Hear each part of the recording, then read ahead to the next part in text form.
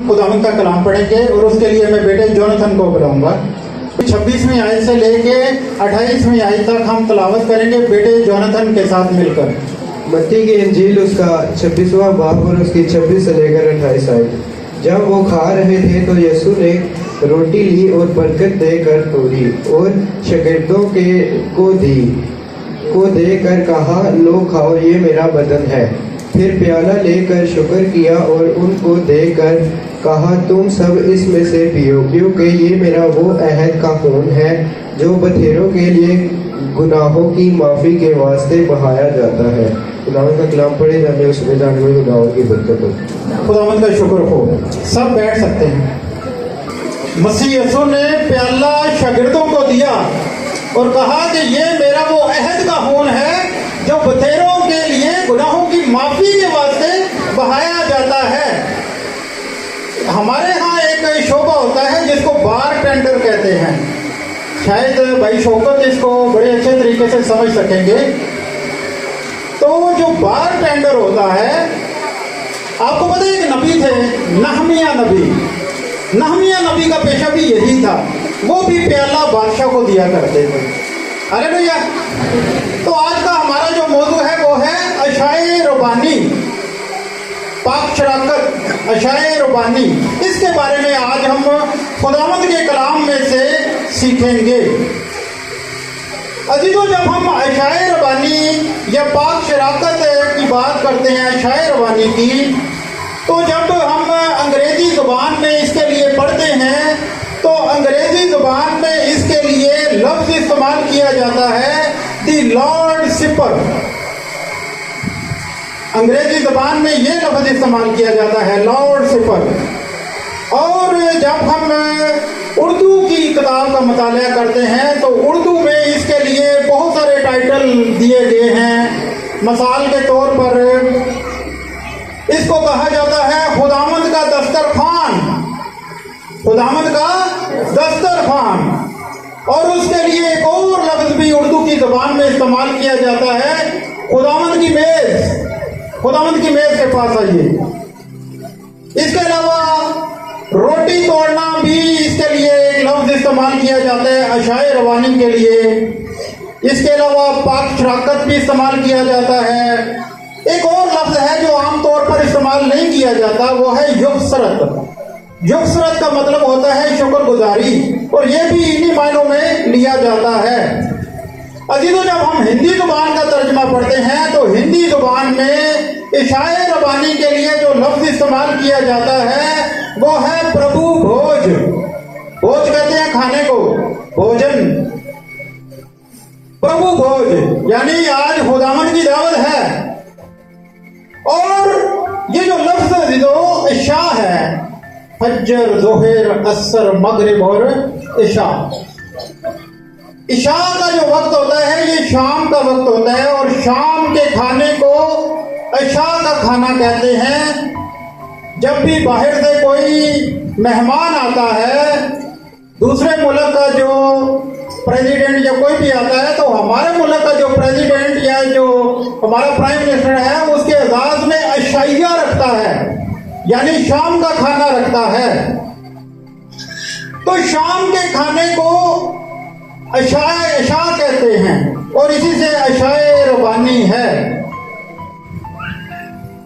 अजीजों, अशाए रबानी में आप सबको पता है कि दो अज्जा इस्तेमाल किए जाते हैं।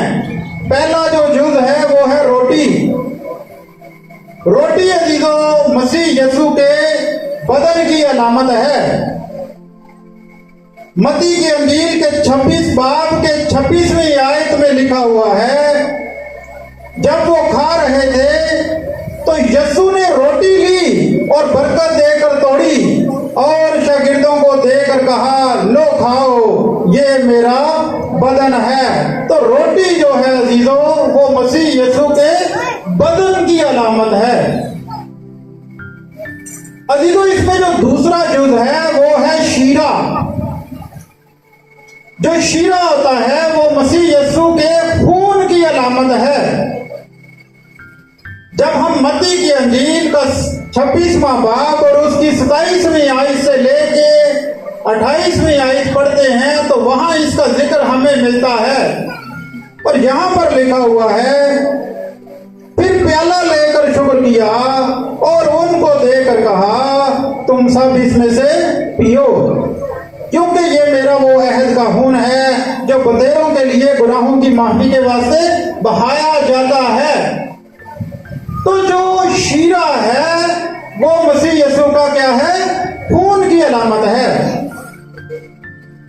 अजी तो इसमें कुछ नजरियात भी हैं, बहुत सारी कलीसियाओं के अपने नजरियात हैं और कोई ज्यादा मुख्तलिफ नहीं है, तकरीबन मिलते जुलते हैं। जब हम जो सबसे बड़ी कलीसिया, जो पुरानी कलीसिया कैथोलिक की तहजीब कलीसिया है, उनके नजरियात को पढ़ते हैं तो उनके नजरियात के मुताबिक उनका कहना है कि जब रोटी और शीरे पर दुआ की जाती है तो ये मसीह यीशु के खून और बदन के मुशाबा हो जाती है।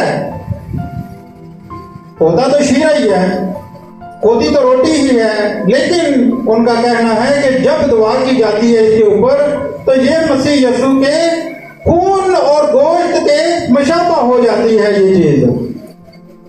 और वो ये भी कहते हैं क्योंकि ये हकीकी खून और गोश्त बन जाता है, इसलिए इसमें शरीक होने वाले हकीकी फजल और अजर का बायस बनते हैं। ये कैथोलिक का नजरिया है।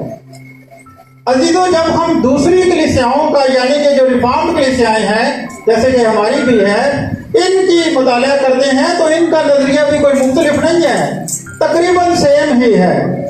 इसके मुताबिक एक नजरिया कायम किया जाता है और कहा जाता है कि ये एक यादगारी है, यानी शायर बानी लेना एक यादगारी है, मसीह की याद में ये किया जाता है।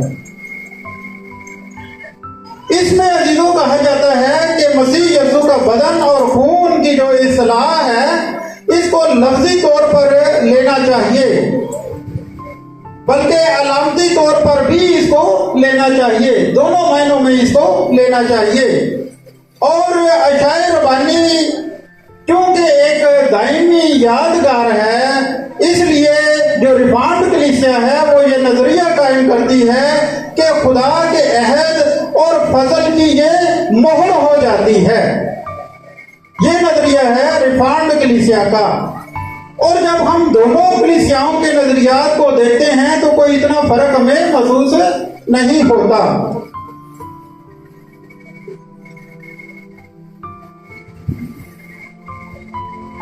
अजीजों, जब हम अशाए रबानी की बात करते हैं तो हमें थोड़ा सा माजी में भी झांकना पड़ेगा। पहली फसा, जो फसा की ईद है वो क्यों मनाई जाती है?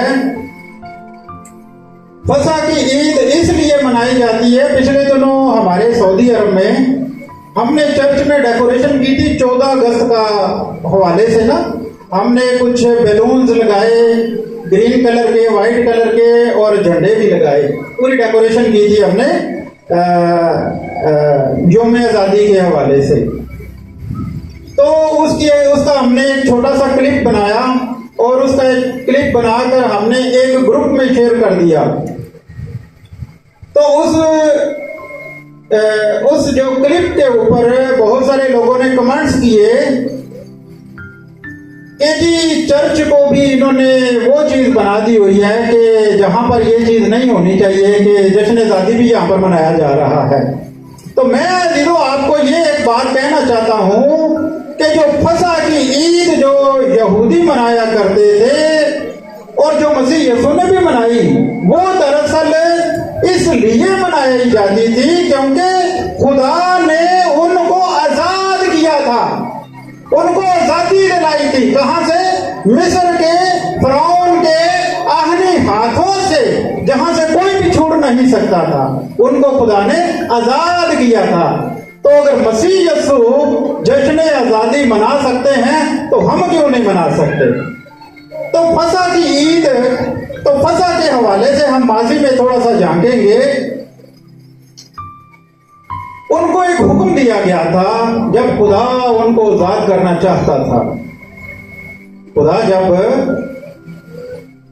इजराइलियों को, उस वक्त इजराइली नहीं, उस वक्त इब्रानी थे, वो इब्रानियों को जब खुदा आजाद करना चाहता था तो खुदा ने उनको कहा 10 आफतें आई।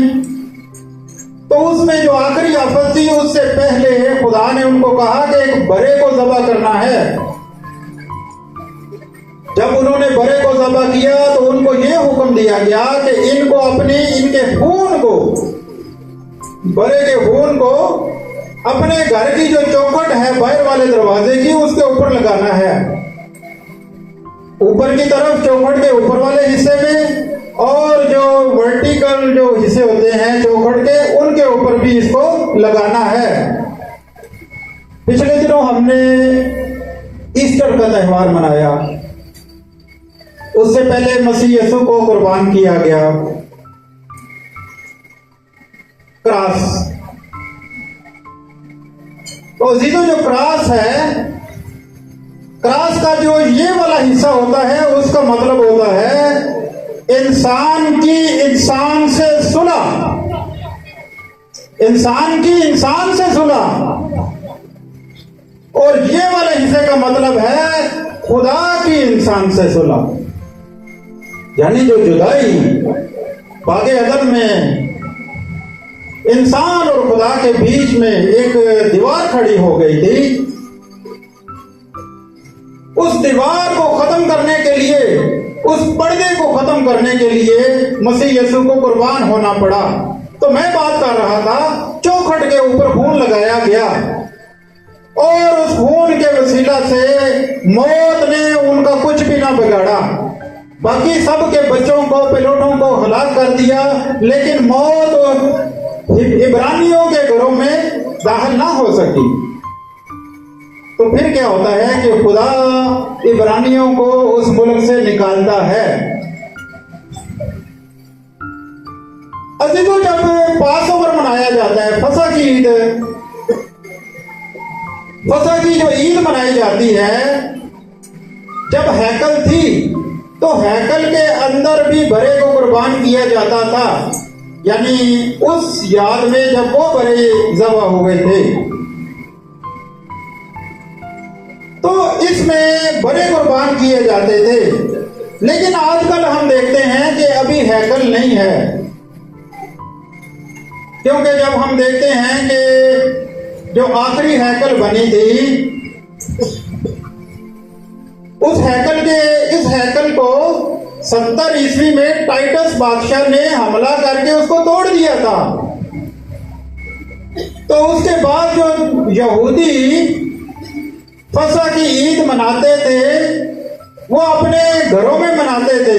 छोटे छोटे ग्रुप बनकर फसह की ईद मनाई जाती थी।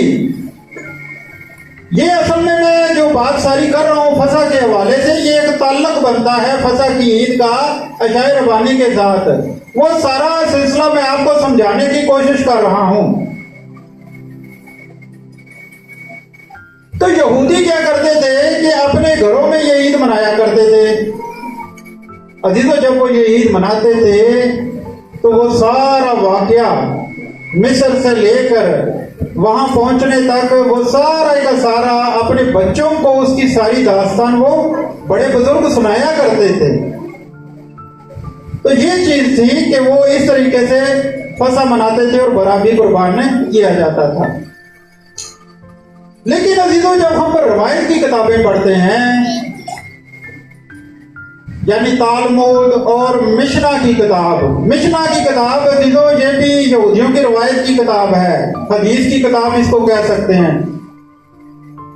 तो जो रवायत की किताब मिशना है, इसका जब हम स्टडी करते हैं, इसको जब हम मुतालिया करते हैं, तो मिशना की किताब के मुताबिक जब हैकल थी तो हैकल के अंदर जब फसह का बरा ज़बह किया जाता था,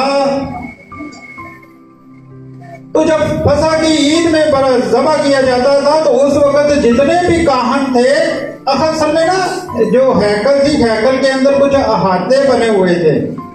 आम लोगों का अहाता अलग था, काहनों का अहाता अलग था। उधर सिर्फ काहन ही जा सकते थे। तो जो मस्बा का एरिया था उसके इर्द गिर्द काहन ही खड़े होते थे, और ये काहन जो थे वो 2 कतारों में खड़े होते थे। जो आगे वाली कतार होती, मैं मिशना के मुताबिक बात कर रहा हूं, जो आगे वाली कतार होती थी उसमें जितने भी काहन खड़े होते थे उनके हाथ में सोने का प्याला होता था। उसके पीछे एक और कतार बनाई जाती थी, उन काहनों के हाथ में चांदी का प्याला होता था। और जो सरदार काहन होता था, सरदार काहन मज़बा के ऊपर बरे को कुर्बान करता था, और सरदार काहन वहीं खड़ा रहता था। और जो सोने का प्याला जिनके हाथ में होता था वो बारी बारी जाते थे सरदार काहन के पास, और सरदार काहन उस प्याले को लेकर मज़बा के ऊपर उंडेल देता था। और जो चांदी के प्याले जिनके पास थे वो भी लेके जाते थे, और सरदार काहन उनको भी वहां पर उंडेल देता था।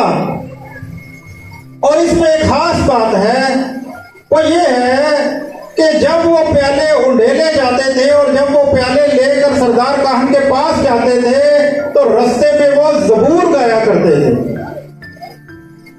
आराधना किया करते थे, ज़बूर गाया करते थे वो, और वो प्याले सौंप दिए जाते थे सरदार काहन को, और सरदार काहन उसको उंडेल देता था। अजी तो ये वो बात है जो कि फसा की ईद के बारे में, कि फसा की ईद इस तरह वो मनाया करते थे जब हैकल थी उस वक्त। अजीजों, इसमें हम देखते हैं कि जब हम मसीहत का मुतालिया करते हैं, तो जब मसीहत का दौर आता है तो यीशु मसीह ने भी फसा की ईद मनाई। आखिरी फसा उनकी बड़ी मशहूर है। तो ये जो हवाला पड़ा है ये आखिरी फसा का ही हवाला है जो हमने आज तलावत किया है। तो जब ये सभी जमा हुआ करते थे, जब खुदावंद यीशु मसीह का दौर आता है, तो उसके बाद इन्होंने वो जो बरा कुर्बान किया जाता था उसके खून को निस्बत दे दी कि ये यीशु मसीह का खून है, यानी वहां पर बरे का खून। और जब मसीहत का दौर आता है तो वहां पर हम मसीह यीशु के खून को लेते हैं। वहां पर बरे का खून खाया जाता था और यहाँ पर हम हकीकी बरे का खून गोश्त खाते हैं। और इसको मंसूब कर दिया गया, एक रिलेशन बनाया गया आखिरी फसा के वक्त कि लो ये खाओ ये मेरा बदन है, लो ये पियो ये मेरा खून है। और फसा को उन्होंने तकमील कर दिया, क्योंकि मसीह यीशु ने कहा था कि मैं शरीयत को खत्म करने नहीं बल्कि पूरा करने आया हूं। और इस तरीके से मसीह यीशु ने सारे वो चीजें जो थी उनकी तकमील की, रद्द नहीं किया शरीयत को बल्कि उसको पूरा किया। हालेलुया। हम मसीह यीशु के लिए क्या क्लैप कर सकते हैं? हालेलुया।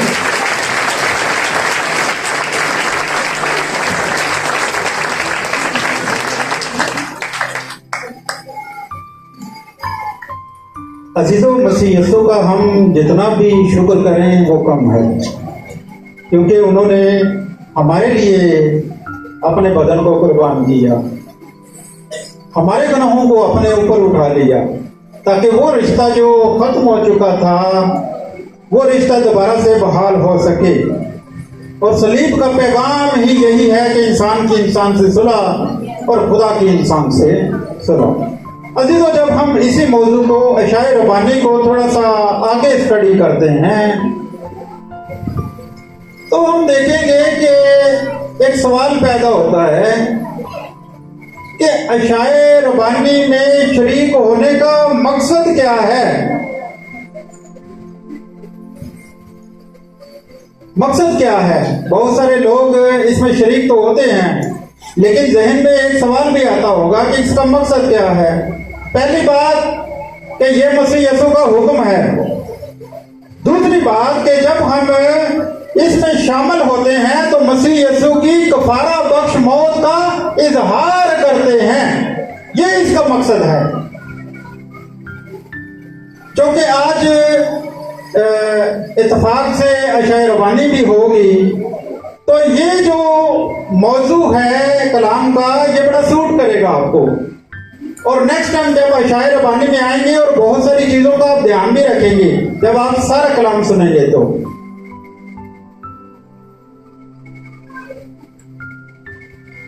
अजी तो एक और चीज है कि हम स्टडी करेंगे कि जब हम अशाए रबानी लेते हैं तो हमें कौन कौन सी बरकतें मिलती हैं, यानी किन बरकतों को हम रिसीव करते हैं। सबसे पहली बात कि जब हम अशाए रबानी में शामिल होते हैं तो नए अहद में शरीक होते हैं। एक पुराना अहद था और एक नया अहद, तो हम नए अहद में शरीक होते हैं। जब हम मत्ती की अंजील उसका 26वां बाब और उसकी 28वीं आयत पढ़ते हैं तो यहां पर लिखा हुआ है, ये मेरा वो अहद का खून है जो बतेरों के गुनाहों की माफी के लिए बहाया जाता है। यानी इस अहद में हम शरीक होते हैं, नए अहद में, जब हम अशाए रबानी लेते हैं। तो एक तो ये बरकत है। दूसरी बरकत अजी तो दूसरी बरकत ये है कि हम हमेशा की जिंदगी में दाखिल होते हैं। हमेशा की जिंदगी में दाखिल होते हैं। अजी तो जब हम यूहन्ना की अंजील और उसका 6वां बाब और उसकी 54वीं आयत पढ़ते हैं, 54 आयत, तो यहां पर लिखा हुआ है, जो मेरा गोश्त खाता और मेरा खून पीता है हमेशा की जिंदगी उसकी है। तो जब हम अशाए रबानी में शरीक होते हैं तो हम हमेशा की जिंदगी में दाखिल होते हैं। हालेलुया। तो क्या आप हमेशा की जिंदगी में दाखिल होना चाहते हैं? मैं एक बात आपको बताता हूं, एक वाकया सुनाता हूं। कतर में आज से कोई 15 साल पहले की बात है, मैं कतर में खिदमत किया करता था। उस वक्त मैं कतर में था। तो वहां पर क्या होता था कि जो भी पूरे महीने का जो शेड्यूल होता था, स्केड्यूल होता था, उसको ग्रीन बोर्ड के ऊपर आवेदन कर दिया जाता था और मेरा नाम उसमें शामिल किया गया कि मैं अशाए रबानी में वहां पर अगुवाई करूंगा, यानी कि लीडिंग करूंगा। तो बहुत सारे लोगों को, किसी को कलाम का मौका दिया जाता है, किसी को बाहर खड़े होकर रिसीविंग का, उनको मतलब कि मुख्तलिफ ड्यूटियां लगाई जाती हैं। जिस तरह हमारे पास्टर साहब ड्यूटियां लगाते हैं बच्चों की। पास्टर साहब के लिए जरा क्लैप कर सकते हैं हम लोग।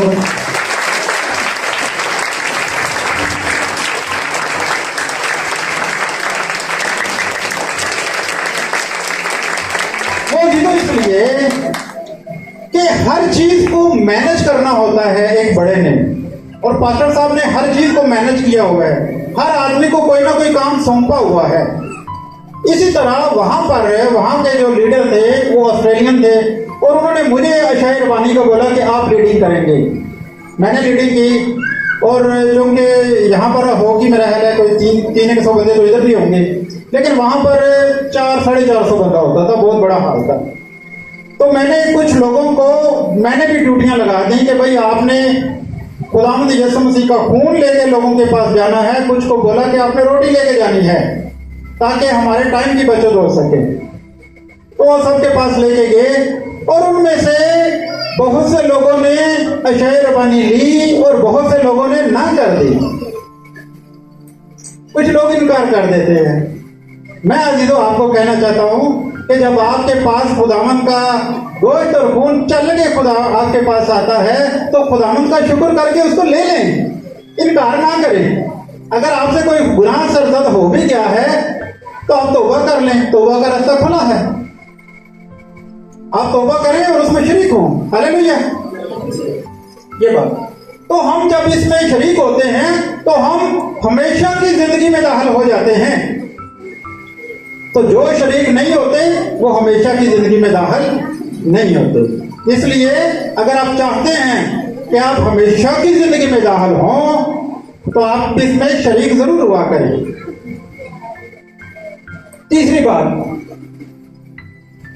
बरकतों के हवाले से बात कर रहा हूं। जो तीसरी बात बरकतों के हवाले से है कि हम कौन कौन सी बरकतें हासिल करते हैं। पहली बरकत है कि हम नए अहद में शामिल होते हैं। दूसरी, हम हमेशा की जिंदगी में दाखिल होते हैं। और जो तीसरी बात है वो ये है कि मसीह के खून और बदन में जब हम शरीक होते हैं तो हम हमारे अंदर मसीह यीशु का खून, मसीह यीशु हमारे अंदर बस जाते हैं और हम मसीह यीशु के अंदर, हम मसीह यीशु के अंदर और मसीह यीशु हमारे अंदर बस जाता है। हम एक हवाला पढ़ेंगे, पहला करंथियों 10वां बाब और उसकी 16वीं आयत। यहां पर लिखा हुआ है, वो बरकत का प्याला जिस पर हम बरकत चाहते हैं, क्या मसीह के खून की शराकत नहीं? हम इसमें शरीक हो जाते हैं। सवाल कर रहा है रसूल, इसमें सवाल कर रहा है। और वो रोटी जिसे हम तोड़ते हैं, क्या मसीह के बदन की शराकत नहीं? तो जब हम इसको लेते हैं तो हम मसीह में शरीक हो जाते हैं, वो हम में आ जाता है। हालेलुया।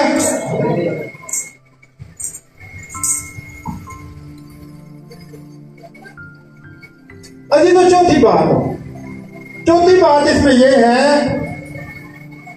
कि जब हम अशाए रबानी को लेते हैं तो हम मसीह में कायम होते हैं। उससे पहली बात थी कि हम मसीह में शरीक होते हैं और उसके बाद वाली बात है कि हम मसीह में कायम होते हैं। अजी तो कायम कैसे होते हैं? हम एक हवाला पढ़ेंगे तो आपको समझ आ जाएगी कि किस तरह कायम होते हैं। जब हम यूहन्ना की अंजील 6वां बाब और उसकी 56वीं आयत पढ़ते हैं, 56 वर्ष, तो यहां पर लिखा हुआ है, जो मेरा गोश्त खाता है और मेरा खून पीता है वो मुझ में और मैं उसमें कायम रहता हूं। वो मुझ में और मैं उसमें कायम रहता हूं। जब हम उसका खून और गोश्त लेते हैं तो ये बरकत भी हम हासिल करते हैं। तो इसलिए जीजो, अगर आप हिचकिचाते हैं अशाए रबानी लेने से तो ना हिचकिचाएं। अगर आप मसीह में कायम होना चाहते हैं तो उसको लें ताकि मसीह यीशु हमारे अंदर आ सके, वो हमारे अंदर कायम हो सके और हम उसके अंदर कायम हो सके।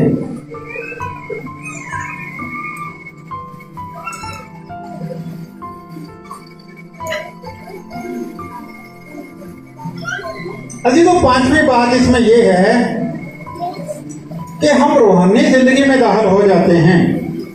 जब हम इसको लेते हैं तो दुनियावी जिंदगी को छोड़कर हम रूहानी जिंदगी में दाखिल हो जाते हैं। तो इसलिए अगर आप रूहानी जिंदगी में दाखिल होना चाहते हैं तो आपको मसीह यीशु को कबूल करना पड़ेगा। अगर आप बेरारवी का शिकार हैं तो उसको छोड़कर मसीह यीशु का रास्ता इख्तियार करना पड़ेगा। आपको हमेशा की जिंदगी में आपको दाखिल होने के लिए मसीह यीशु पर ईमान लाना होगा, उसकी इच्छा में शरीक होना पड़ेगा। ये प्रभु बोझ है, ये खुदावंद यीशु मसीह की दावत है। दूसरी दावतों में हम जाते हैं और गज बज के जाइए कि ब्याह है जी, लेकिन जब मसीह का बोझ आता है, मसीह का खाना है, तो उसमें हम शरीक नहीं होना चाहते, जिसके वसीला से हम हमेशा की जिंदगी हासिल कर सकते हैं। अगर नहीं हम उसमें शामिल होते तो हमेशा की जिंदगी से हम रह जाते हैं, उसको रिसीव नहीं कर पाते। अजी तो जब हम, जो कि आज शायद रवानी भी है और मैं इसको थोड़ा सा मुख्तसर भी करूंगा, तो जब हम अशाए रबानी लेते हैं तो कुछ असूल जो हैं वो कलीसिया में बता दिए जाते हैं कि इन असूलों को आपने फॉलो करना है। अजी तो जब भी आपने अशाए रबानी में शरीक होना है तो आपने सच्चाई और पाकीज़गी के साथ खुदावंद यीशु मसीह के भोज में शामिल होना है। सच्चाई और पाकीज़गी के साथ पाक होकर आना है।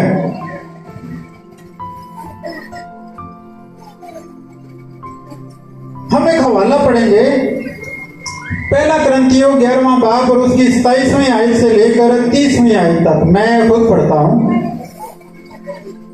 यहां पर लिखा हुआ है, इस वास्ते जो कोई नामुनासिब तौर पर खुदावंद की रोटी खाए या उसके प्याले में से पिए, वो खुदावंद के बदन और खून के बारे में कसूरवार होगा। बस आदमी अपने आप को आजमा ले और इसी तरह उस रोटी में से खाए और उस प्याले में से पिए, क्योंकि जो खाते पीते वक्त खुदावंद के बदन को ना पहचाने, वो इस खाने पीने से सजा पाएगा। इसी सबब से तुम में बतेरे कमजोर और बीमार हैं और बहुत से सो भी गए हैं। तो जितो ये असूल जो मैंने आपको बताया है कि खुदावंद की इशा में जब आपने आना है तो पाक दिल होकर आना है, यानी पाकीज़गी का लबादा ओढ़ कर आपने आना है। सच्चाई, दिल की सच्चाई, सच्चे मन से और पाकीज़गी के साथ इसमें आपने शामिल होना है। अजीजों, जब आपने इसमें शामिल होना है तो इंतहाई समझदारी के साथ आपने इसमें आना है।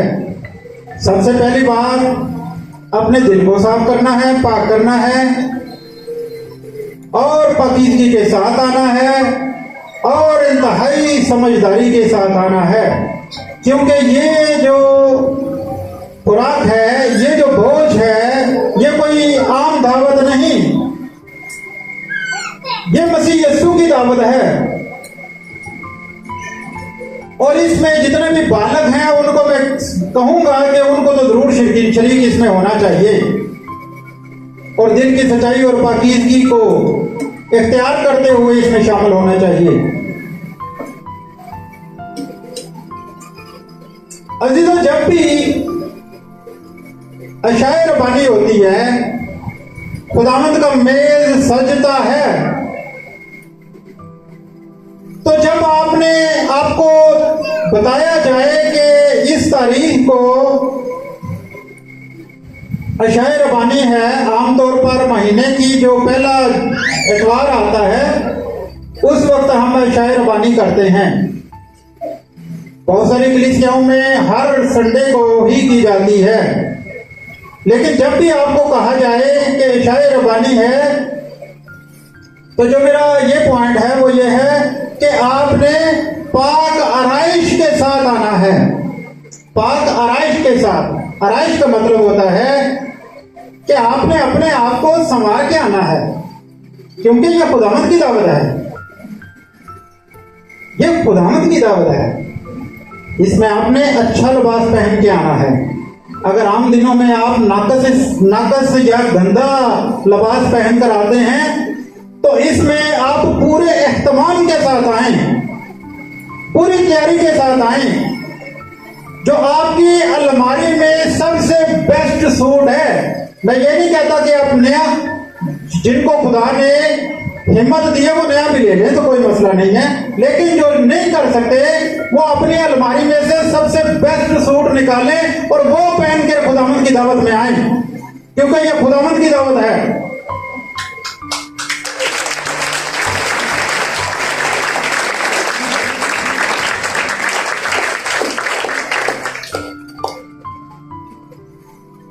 अच्छा सूट पहन के आए। दूसरी बात है इसमें, अपने जिस्म की सफाई करके आए। जो बालक हैं वो समझ गए होंगे मेरी बात को।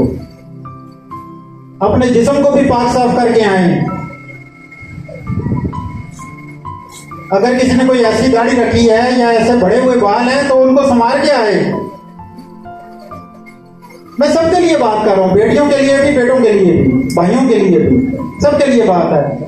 अपने जिस्म को भी आप साफ करें, खुदावंद की हुजूरी में आए और कोशिश करें कि जब आप आते हैं तो उस दिन जब आप बाहर जूता उतार के आते हैं तो जूते को जो हाथ लगता है उस हाथ को भी धो के अंदर आए, क्योंकि आपने मसीह यीशु के बदन को आगे छूना है।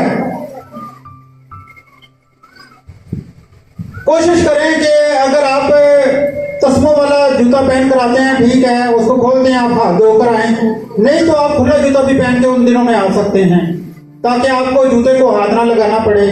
ये आपके ऊपर है कि आप किस तरह की सिचुएशन क्रिएट करते हैं और किस तरीके से आप खुदावंद के हुजूर में आते हैं। मैं तस्मों वाला जूता पहन के आया था, मैं हाथ धो के आया।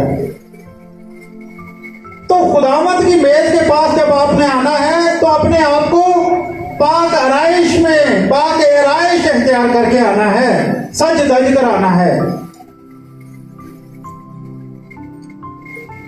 इस वक्त के लिए खास तौर पर हम जब शादी ब्याह में जाते हैं तो नया सूट, आजकल तो जंग का माहौल है ना जी, वो कहते हैं जी जंग लगने वाली है, मैं तो नवा सूट ही नहीं सवाया, कहते हैं ना, वो मीम्स बनी हुई है। तो जंग के लिए अगर नया सूट और जूता पहन सकते हैं तो खुदावंद के भोज के लिए हम क्यों नहीं पहन सकते। पाक राश के साथ आप खुदावंद की हुजूरी में आए और कोशिश करें बेटियों के लिए अपने सरों को ढांक कर आए, हाफ स्लीव्स ना पहन कर आए, क्योंकि उन्होंने खुदावंद के बदन को चुना है।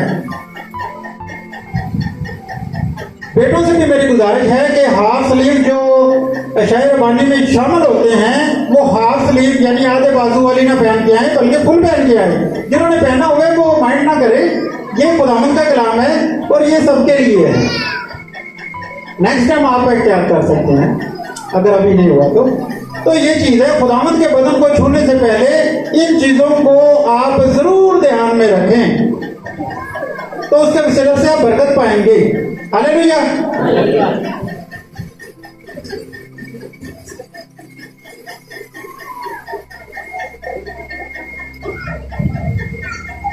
अजीजों, जब शायर रबानी की बात की जाती है तो चर्च के कुछ असूल भी होते हैं, कुछ ज़वाबित होते हैं चर्च के। हर चर्च के अपने ज़वाबित होते हैं शायर रबानी के बारे में। कुछ चर्चिज में ये होता है कि पहला एक ही होता है, तो क्या होता है कि आपने रोटी लेनी है और उसमें डिप करके तो ले लेनी है, सेम बात है। लेकिन कुछ चर्चेस में ये होता है कि खुदावंद यीशु मसीह का बदन और खून अलग अलग दिए जाते हैं और उनको रिसीव करते हैं हम। और चर्चेस में ये भी असूल होते हैं कि अगर आपको कहा जाए कि पहले बहनें अशायर वानी में शरीक होंगी तो बहनें की शरीक हों, मर्द ना पहले उठे। ये एक असूल की बात बता रहा हूं। अगर भाइयों के लिए पहले रखा गया तो भाई पहले आए। इसमें एक और बात कि जब लाइन बनती है अशायर बानी लेने के लिए, तो अगर चर्च ने ये असूल कायम किया है कि आपने लाइन में सेंटर में से नहीं दाखिल होना, तो आपने नहीं होना। ये अशायर बानी के ज़वाबित के खिलाफ बात है। अगर लाइन लगी हुई है तो आप पीछे से आए। जो भी नया बंदा उसमें शरीक हो रहा है या जो भी नई बहन उसमें शरीक हो रही है वो पीछे से आए, लाइन को तोड़े मत, लाइन के सेंटर में से मत आए। कोशिश करें।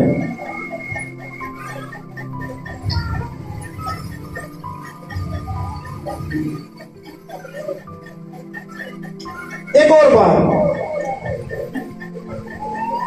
शायर रबानी देने वाले को ना देखें, क्योंकि मैं अक्सर देखता हूं कि पास्टर साहब खुद भी खड़े होते हैं और उनके साथ दो आदमी और भी होते हैं और दो दिन पीछे भी होते हैं जो हेल्प कर रहे होते हैं। अब पास्टर साहब तो ठीक है, सबके लिए काबिल एहतराम है, लेकिन जो साथ में जो दो तीन आदमी खड़े हैं आप उनको भी रिस्पेक्ट की नजर से देखें। आप दिल में ये ना सोचें कि ये मुझे खुदावंद यीशु मसीह का खून पिला रहा है या ये मुझे खुदावंद यीशु मसीह का गोश्त खिला रहा है। आप वो दो अज्जा जो हैं उनकी तरफ नजर करें कि वो जो दो अज्जा हैं वो किसके वो पास्टर साहब के नहीं, वो खुदावंद यीशु मसीह का खून और बदन है। आपने उसके ऊपर ध्यान करना है। हालेलुया। हम वाइंड अप करेंगे। हम एक हवाला पढ़ेंगे, पहला करंथियों 11वां बाब और उसकी 27वीं आयत से लेकर 30वीं आयत तक।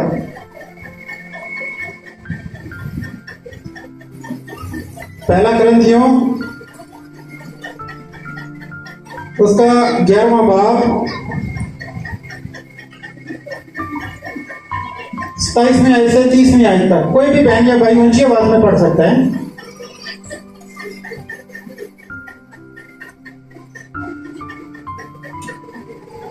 इस वास्ते जो कोई नामुनासिब तौर पर खुदा की रोटी खाए या उसके प्याले में से पिए, वो खुदावंद के बदन और खून के बारे में कसूरवार होगा। आगे भी पढ़ेंगे। 5-7 भी अपने आप को आजमा ले और इसी तरह उस रोटी में से खाए और उस प्याले में से पिए, क्योंकि जो खाते पीते वक्त खुदावंद के बदन को ना पहचाने, वो इसके खाने पीने से सजा पाएगा। इसी सबब से आगे भी पढ़े। इसी सबब से तुम में बथेरे कमजोर और बीमार हैं और बहुत से 100 बीघे। तो अजीजों, जब हम खुदावंद यीशु मसीह के अशाए रबानी में मेज में शामिल होते हैं तो जितनी बातें आपको बताई गई हैं, इन चीजों का आप ध्यान रखें। तो उससे होगा क्या?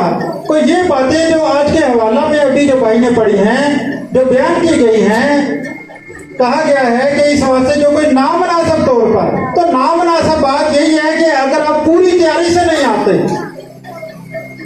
अगर आप पूरी तैयारी से आते हैं, जो बातें आपको बताई गई हैं, पाक आराइश के साथ आए, दिल को पाक करके आए, पाकीज़गी के साथ आए, तो ये है पाक आराइश।